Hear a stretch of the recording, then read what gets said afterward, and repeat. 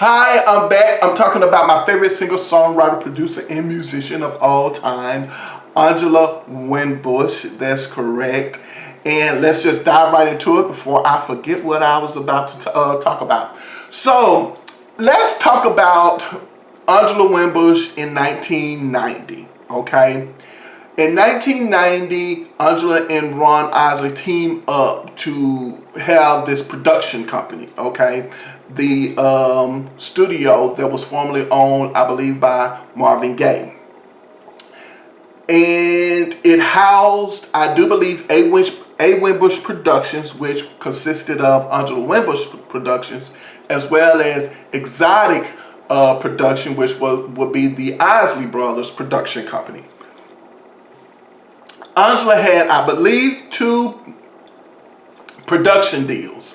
She had one with MCA and she had one with Atlantic Records. It seemed like she was producing more for MCA than she was Atlantic Records. I don't know of any artists over there who she produced for on Atlantic Records. If she did, I'm not quite sure. And if any of you guys know of any artists that she produced for on Atlantic Records, let me know in the comments section. But here's where I am. She worked with Stephanie Mills on MCA Records. She worked with a group by the name of Body on MCA Records. And she also worked with a guy by the name of George Pettis on MCA Records. And I think that was like 1991. Now, Ron Isley's career from the very beginning, even though most people talk about Angela Winbush leaving Rene Moore, and her career is kind of like in limbo. You know, the record companies are questioning whether or not if she can really pull this thing off. And so it looks like, yes, it only made sense for Angela Winbush to and Ron Isley to team up. Now, if you've ever been to an Angela Winbush concert, then you would know that Angela Winbush from time to time talks about these things. And I was at one show where she basically said that she was called into MCA Records offices and they asked her, did she have any material for the Isley Brothers? And she was like, what do you think? You know, and she was like, yeah, I have, you know, material for them. And so that what led for her working with, you know, Ron Isley as a solo producer and songwriter. Now, where am I going with this? Because Ron Isley's career was definitely in limbo.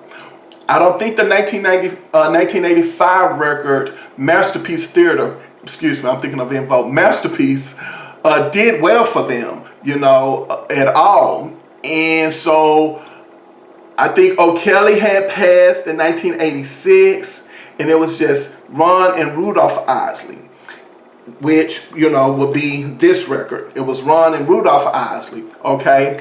And, of course, he needed a hit. He needed a hit desperately, you know, to revise his career. And Angela Winbush was just the person to do that. So where I'm going with that is that Rudolph leaves the Isley Brothers in 1989. As you can tell, he's not on this cover, right? So in 1989, Rudolph leaves, and so it's really and truly Ron Isley by himself. So if Ron Isley was going to continue the Isley Brothers, you know, he needed some Isley Brothers, okay? And so this is where I'm going. Well, okay. That's Ron Isley. Let's talk about what's going on with Angela Winbush in 1990, the way I see it as a fan. In 1990, there's a guy by the name, and I pronounce people's names wrong, forgive me, Lowell Silas Jr. Silas, I think he had the record company Silas Records, which brought out artist Chante Moore. So he was an executive at MCA Records at the time. And Angela Winbush has credited him as being someone who was very much influential in her career. And it looks like to me that you know, you have to be mindful of these record companies when they have these executive changes and this, that, and the other, and blah, blah, blah, and all of that. You have to be mindful of that because, you know, in record companies in the past, you never know. The person who was sweeping the floor could be the person over publishing, you know, the next year later, or somebody who was the producer, you know, could have been the president, you know, the next year. So, you know, and you can find yourself having somebody who's very much involved in your product gone and a new person coming in, and they have a whole different direction that they want to go in. Why am I saying that? Because Louis Silas Jr. is gone. Okay? And you don't see Angela Winbush working with a lot of artists on MCA Records at that time. And here's another thing that I find interesting. Bernadette Cooper, who is the founder of Climax, okay? Men All Pause, Meeting in the Lady Room, Sexy, you know, I Miss You, and I Still Say Yes, all of those records. Bernadette Cooper released a record in 1990 on MCA Records called Drama, according to Bernadette Cooper. Bernadette Cooper has also said that when Louis Silas Jr. left MCA Records, that her record was not given a lot of attention. Louis had gave that record a lot of attention, you know, as she was working on it and everything, and it just pretty much, no one just pretty much got the record and all of that stuff, so it kind of just, you know, fizzled on out when it was released. I'm going to assume the same thing happened with Angela Winbush from that production side. Now, I know a lot of people would say, well, Ron Isley is her producer, right? I mean, it's her manager, X, Y, and Z. Well, I'm not saying that Ron Isley did not help her career. Trust me, I'm not saying that. But what I do know from, you know, having interactions with other artists as far as listening to them, you know, in interviews, reading articles about them, Stephanie Mills reached out to Angela Winbush to work with her. Sheen Easton reached out to Angela Winbush to work with her.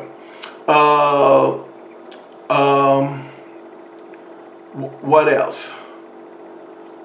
You know, so it wasn't like Ron was doing a lot of, how can I put it? He wasn't maneuvering things for her to work with other artists. I'll put it that way. He's probably was helping her get a lot done from the production side for her career as far as her recording contracts and her publishing deals and all of that stuff. Absolutely. But I just don't see him being a major factor in her producing for other artists, which for me could very well be the reason why she never worked with Chaka Khan or Patti LaBelle or Barbra Streisand or Willie Nelson. Maybe he just didn't have that kind of power, you know, to pull that off for her. I'm just saying it from a fan perspective. I'm not saying that these things are true, you know, but we do know that they didn't happen. Also, too, if I'm not mistaken, I think there's a song on on the Real Thing record called I'll Never Be the Same. I have read, you know, back in the day that song on there called I'll Never Be the Same was actually intended for Whitney Houston, you know, but of course the record made it onto Angela Winbush's record and not the 1990 I'm Your Baby Tonight by Whitney Houston. So it is what it is. Again, record company politics. So why am I saying all of this? Well, Ron Isley's career definitely was in limbo after he released the Spend the Night record. And I'll tell you why. Because it's just him as a solo artist. Now, Chris Jasper, who I believe is their brother-in-law? No, he's Rudolph Isley's brother-in-law. Yeah, he's Rudolph Isley's brother-in-law. I think Chris Jasper's sister is married to Rudolph Isley. I believe so. But anyway, so I found this one actually. I couldn't pass this up. This is Ernie Isley's 1990 record, High Wire. And I always was interested in purchasing this record just because when I would see Ernie Isley in interviews and things like that, he would always talk about that he had a record out. So there I was in the bins at a record store, and this popped up, and I said, wow, I have to have it. And where am I going with this? Well, in 1990, this record was released on Elektra Entertainment Company. Okay, I'm going somewhere with this. So Chris Jasper has said in an interview that Marvin Isley and Ernie Isley left Isley, Jasper, and Isley not by telling him, but their management told Chris, hey, you know, Ernie and Marvin, they're out of here and they're going back over to the Isley Brothers. Okay. Now, in 1992, I believe, yes, in 1992, I don't have that record by the Isley Brothers, but there's a record the Isley Brothers have out called Tracks of Life. I believe it was released in 1992. That record appeared on Elektra Entertainment Records. Okay, so now what I'm thinking happened is that when Ernie Isley had already had a deal with Elektra Records, so it probably only made sense to see, hey, can we get the Isley Brothers over here and work with them? That's just my saying it. It actually did happen. So those will be, for me, the connection on how that happened. So now, what does this have to do with Angela Winbush? Because I believe it wasn't 1995 when, you know, Ron Isley had all of this career stuff going on with him. You know, as far as working with R. Kelly on, you know, the download Nobody Has to Know, and his career started to just really take off, and it no longer became about him. I'm thinking that it didn't become it became about him when he started working with the Isley Brothers again. You know, like with the group members. I'm thinking that that's probably what happened, because we don't hear from Angela until 1994 when she is on Elektra Entertainment Records as well. Okay, so I recall when Angela came out with that record and she was interviewed by Sherry Carter, I recall her saying that she left Polygram because the people who had power had left. Who those people were, I don't know, you know, but she was like, they left, so she didn't see a reason for her to stick around, which of course made sense, you know, as I'll go back to talk to you guys about, mention to you guys about, you know, Bernadette Cooper saying Louis Silence Jr. had left, and so her record just really didn't get the attention that he was giving it before he left.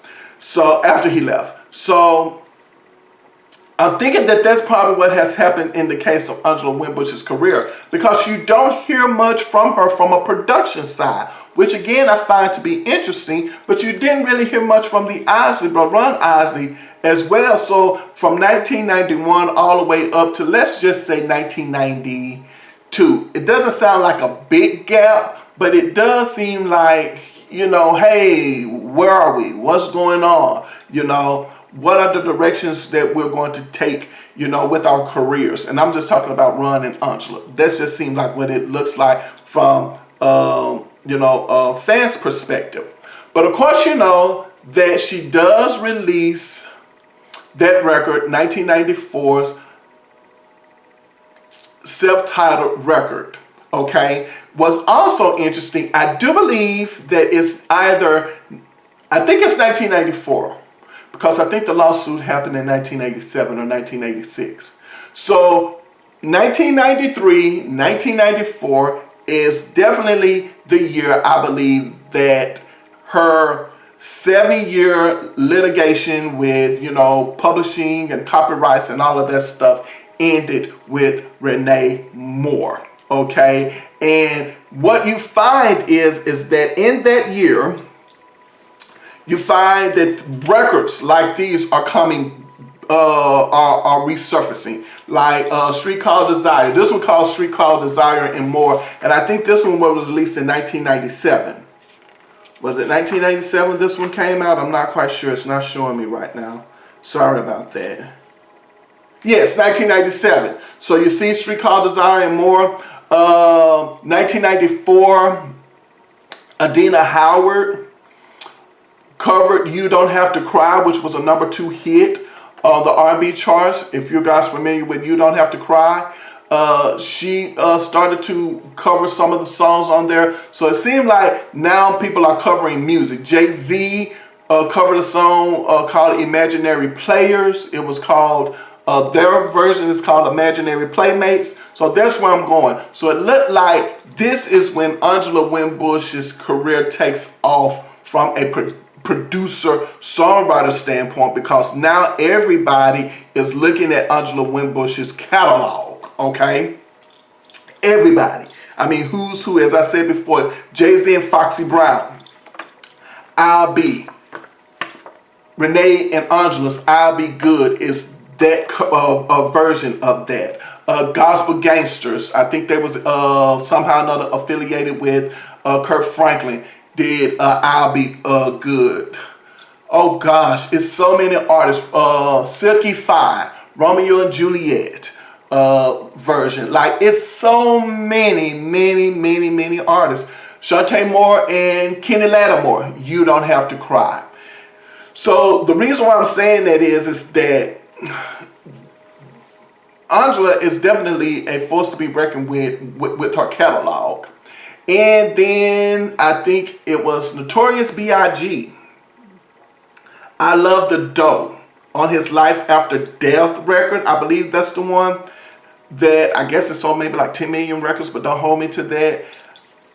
Rene and Angela's I Love You More is that version of I Love the Dough. So why is it that I don't understand that Angela Winbush was not given a lot of credit at this time? And I do think, this is just me personally saying, I think it's because Ron Isley, everything was still focused on Ron Isley. Think about it. I'm saying it again. In 1995, think about it. Ron Isley is with R. Kelly.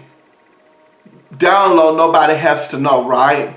Think about Angela Winbush if that single, Notorious B.I.G., if he was still alive, had released I Love the Dough, which featured Angela Winbush. Do you see what I'm saying? So I don't know why it seemed like when Angela's career was about to take off, or should have taken off, it never did. But Ron Isley's career just kept going, to the stratosphere, if you will. So moving on from that part of everything, and now what we find is that we find Angela pretty much going into what she would call the background now. She's focusing more on Ron Isley's career. Now that they're married, they got married in, I believe, in 1993, in the summer of 1993. And so she even said in the unsung that it never got back around to her when, his career took off. It was always him, her, him, her. And when it became him and he was affiliated with, R. Kelly and all of those people and being heavily sampled himself, it just seemed like we were going to focus more on his career and not so much on her career. Go figure, right? And of course she says she didn't have any issues with that. That's what she says, but if you have followed her career after the divorce, because I'm a fan, I have, she has mentioned that that's one of the things she regrets, is not putting out a lot of product.